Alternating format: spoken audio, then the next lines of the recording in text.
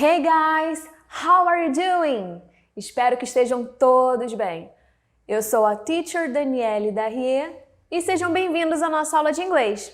Então, para começar, já pega o seu material áudio que nós já vamos começar trabalhando, ok? So, let's go!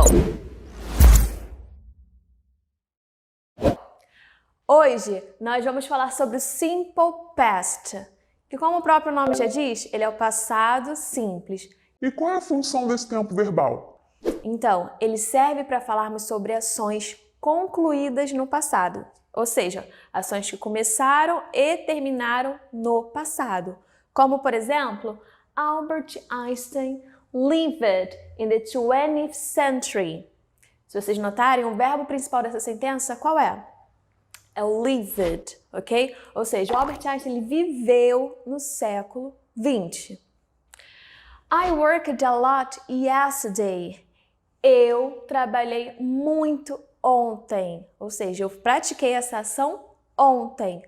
Pode até ser que hoje eu esteja no trabalho, pode até ser que hoje eu vá trabalhar novamente, mas foi ontem que eu trabalhei muito.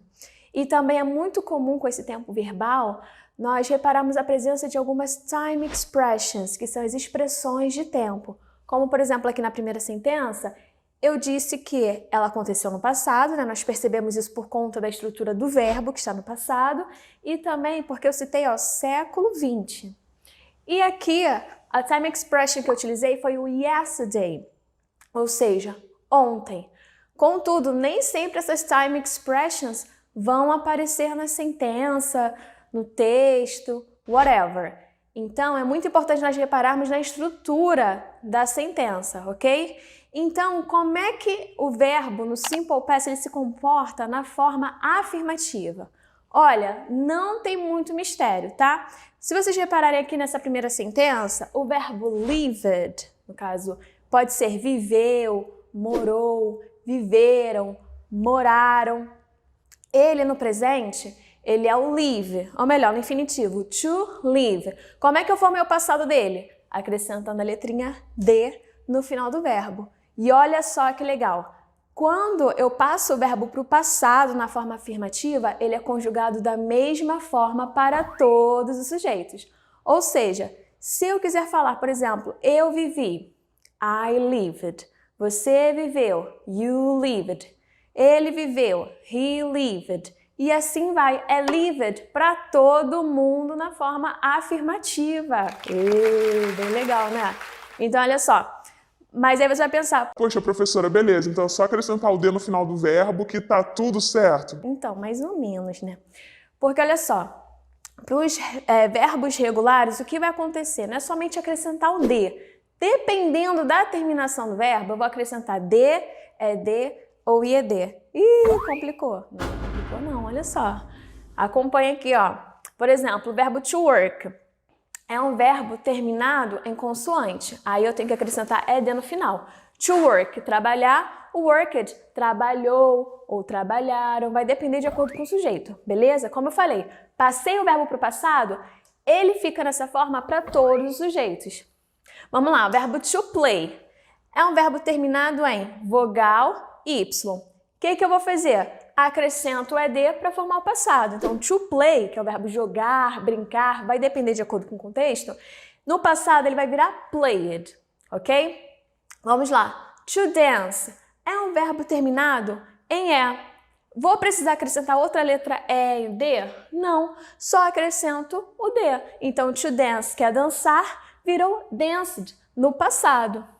E o verbo to study, que significa estudar. Olha só. O to study, diferente do to play, que aqui é terminado em vogal y, aqui ele é terminado o quê? Consoante y. Então, toda vez que eu tiver um verbo terminado em consoante y, eu devo cortar a letrinha y e acrescentar ied. Ele vira studied, ok? Chuchu, beleza? Então, tá fácil, né? Graças a Deus. Graças a Deus. Só que nós temos não somente os verbos regulares. Pois é, estava fácil até chegar aos regulares, mas olha só, os regulares eles não são tão difíceis assim também não. os irregulares, o que você deve fazer? Acrescento D no final. Não. Se eles são irregulares, eles fogem à regra geral, tá? Então, os irregulares vocês vão ter que memorizar. Sim, há uma listinha de tamanho médio, vamos dizer assim, de verbos irregulares para serem memorizados, mas eles não são tão complicados assim não, tá? Talvez você pode até ter visto em algum lugar, em algum texto, série, só que por não ter se atentado a essa regrinha de que eles eram verbos irregulares no passado, né, você acabou não tendo noção daquilo.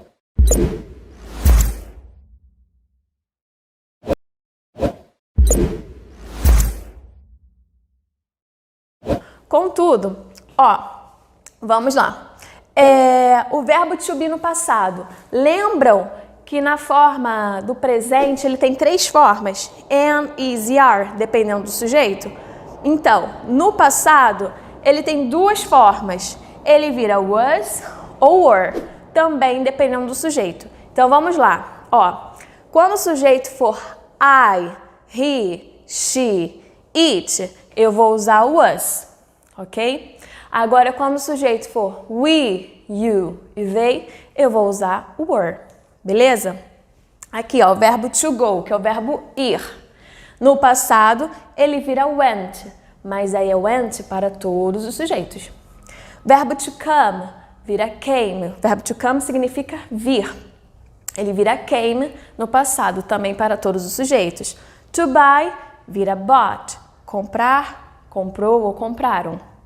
To teach é o verbo ensinar. No passado ele vira taught. To read, que é o verbo ler, no passado ele vira read. Mas professora, está escrito da mesma forma. Sim, a única coisa que muda é a pronúncia, ok? E, para concluir, vamos lá. Essa frase aqui está na afirmativa, certo? I worked yesterday. Como é que nós formamos a interrogativa do simple past? Muito fácil. Tanto para interrogativa quanto para negativa, nós vamos contar com a ajuda dos verbos auxiliares. Nesse caso, é o verbo auxiliar. Por quê? No simple past, nós vamos utilizar o did. Ou seja, é somente esse verbo auxiliar para todos os sujeitos. Então, vamos lá. Afirmativa, I worked yesterday. Interrogativa, eu vou usar o did no início da sentença e o verbo principal ele volta para a forma base dele, ok? Did you work yesterday? Você trabalhou ontem? Porque olha só, se o tempo verbal, a partir do momento em que eu uso did na sentença como verbo auxiliar, o tempo verbal ele se concentra aqui. Então eu não preciso colocar o worked ali de novo. Lembrando que o verbo só muda na afirmativa. Muito bem, então did you work yesterday? E se eu for responder na negativa, eu já vou aproveitar para responder na negativa para te mostrar como é que se forma a negativa. Vai ficar assim, I didn't work yesterday, ok? Lembrando que esse didn't é a junção, é a contração do did mais o not. Eu posso falar dessa forma, I didn't work yesterday, ou então I did not work yesterday, ok? E também para essa perguntinha aqui, eu posso usar short answers, que são as respostas curtas. Eu posso responder somente com sim ou com não, mas se eu usei um auxiliar para poder fazer a pergunta, eu tenho que usar auxiliar na resposta também, tá? Então, did you work yesterday? Posso responder na afirmativa. Yes, I did. Ou então, no, I didn't. Ok? Espero que tenham gostado dessa nossa aula. Faça o seguinte, não se esqueçam, curtam as nossas redes sociais, Audi, e don't forget, think big. Não se esqueçam, pensem grande. Ouse transformar o mundo através da educação. Bye, bye!